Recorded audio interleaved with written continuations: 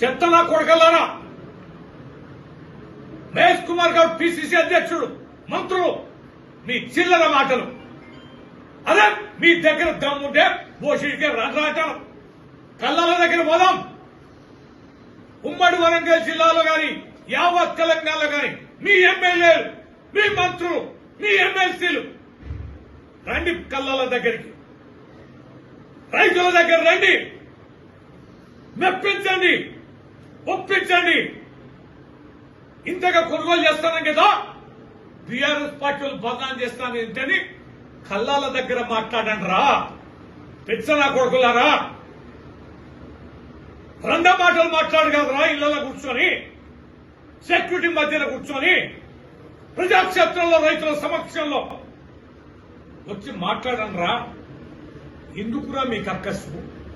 ఏమన్నావురా నిన్న మీటింగ్ లో? మేము ఏం మాట్లాడినాంరా?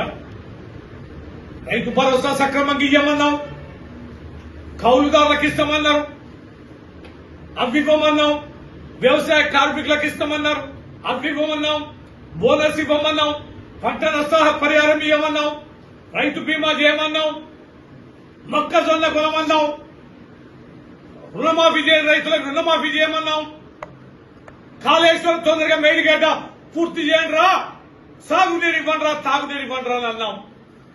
నీరన్నయ్యే కదా, మీ డిక్లరేషన్లో చెప్పినాయే కదా, 100 రోజుల్లో చేస్తామన్నాయి కదా.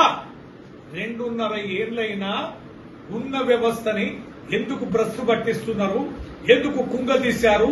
రైతు విధానాన్ని ఎందుకు డిస్టర్బ్ చేశారు? రైతులలో మట్టెందుకు కొడుతున్నారు?